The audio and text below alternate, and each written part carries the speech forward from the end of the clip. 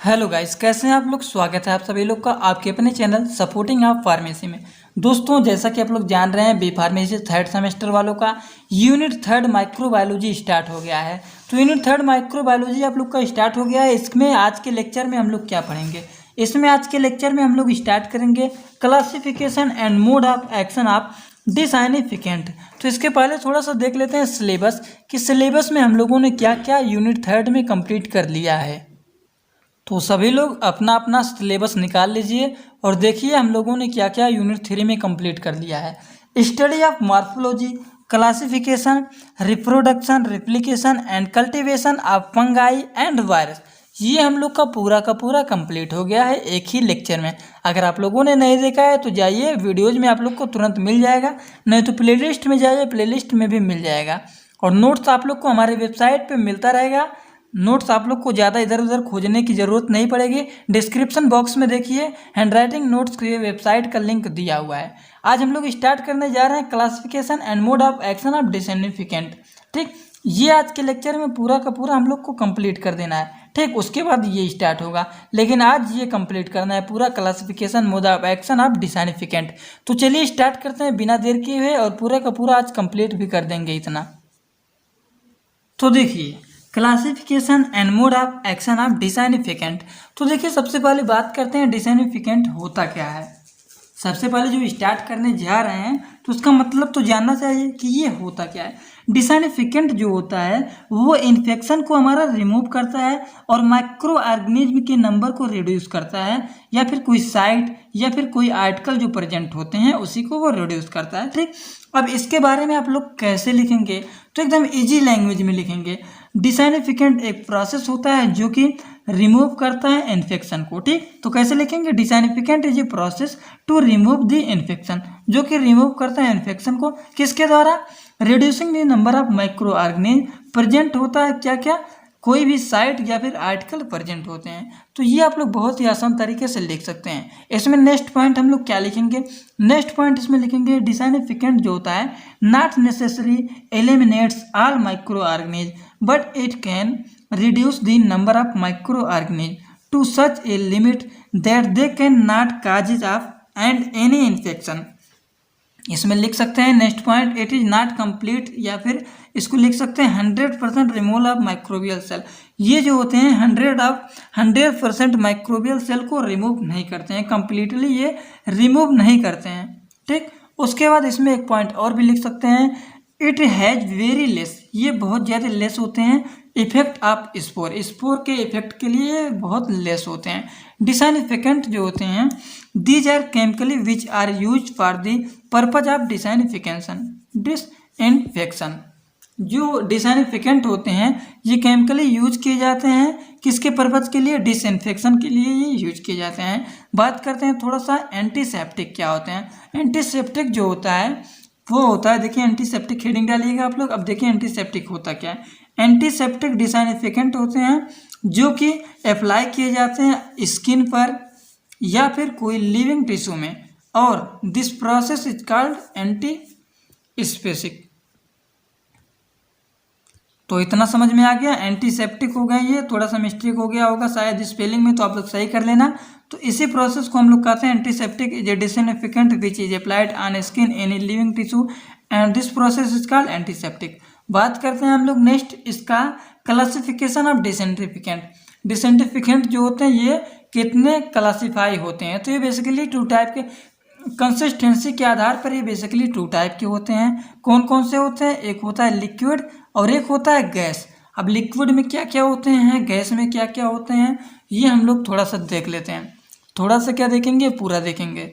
देखिए हेडिंग डालिएगा, classification of disinfectant में कंसिस्टेंसी के आधार पर ये दो टाइप के होते हैं, एक होता है लिक्विड और एक होता है गैस।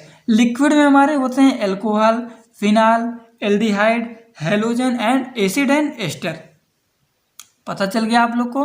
लिक्विड में कंसिस्टेंसी के आधार पर डिसइंफेक्टेंट हमारा दो टाइप का होता है, लिक्विड और गैस। लिक्विड में होते हैं alcohol, phenol, aldehyde, halogen and acid and ester. अपने लैंग्वेज में इजी तरीके से पढ़ेंगे तो बहुत ही आसान रहेगा याद करने में, और इसको रटने की कोशिश करेंगे। Classification of disinfectant based on the consistency liquid gas रटेंगे तो भूल जाएंगे।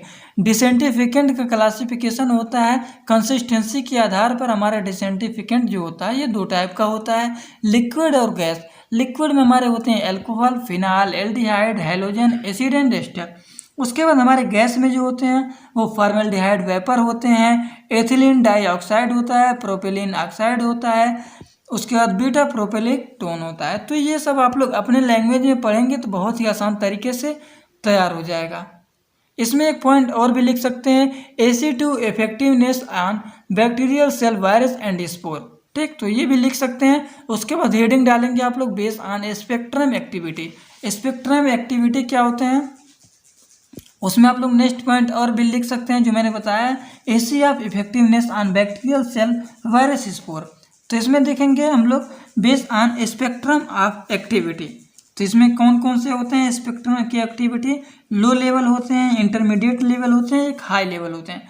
लो लेवल में होते हैं क्विंट अमोनियम कंपाउंड होते हैं, आइडोफोर्स, फिनाल होते हैं। उसके बाद इंटरमीडिएट लेवल में होते हैं अल्कोहल, क्लोरीन, फिनाल।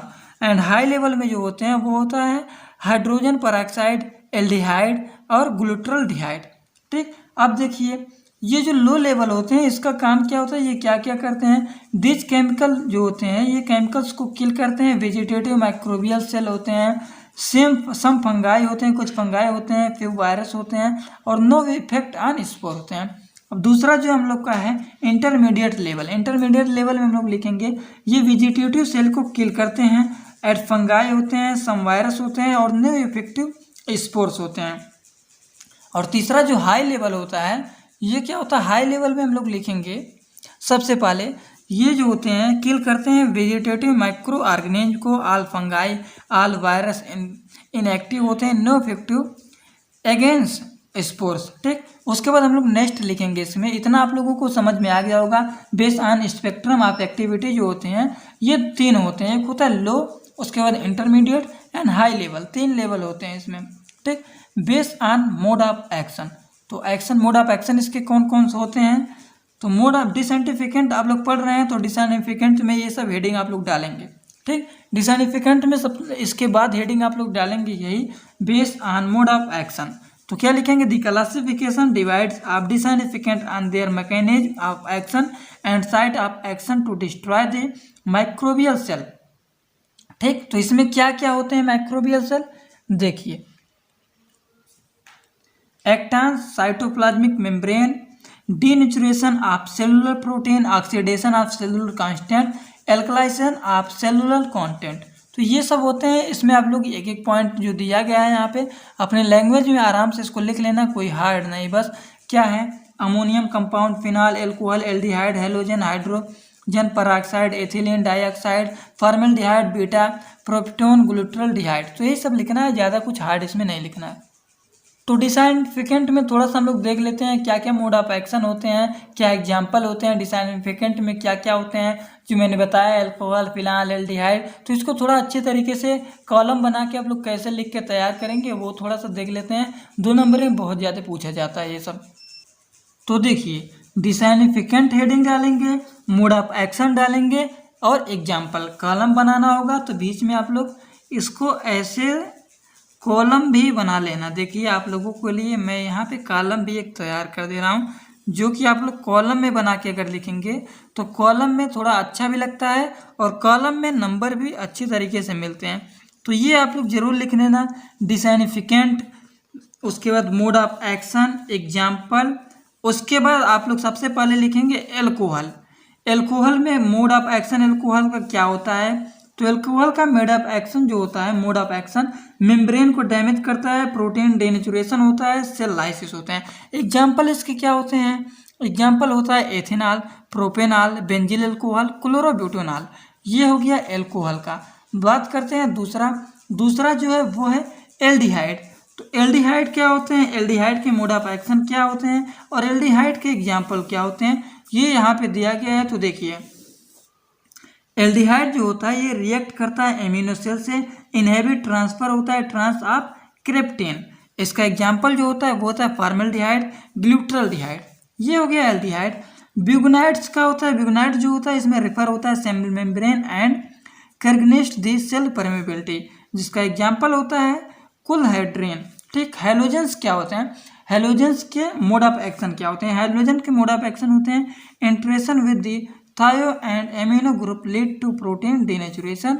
इसका एग्जाम्पल होता है हाइपोक्लोराइड आयोडीन आयोडोफोर्स। ठीक, ऑक्सीडाइजिंग एजेंट क्या होते हैं, ऑक्सीडाइजिंग एजेंट जो होते हैं इसका मोड ऑफ एक्शन होता है ऑक्सीडाइजेशन ऑफ सेलुलर कंपोनेंट, जो कि एग्जाम्पल होता है हाइड्रोजन पर ऑक्साइड। Organoleptic acidic ester. ठीक, छठवां हो गया। तो इसका मोड ऑफ एक्शन क्या होता है, इसमें होता है, ये आप लोग देख लिया, देखिए यहाँ पे दिया गया, आप लोग को दिख नहीं रहा था, ये ऑर्गेनोलेप्टिक एसिडिक एस्टर।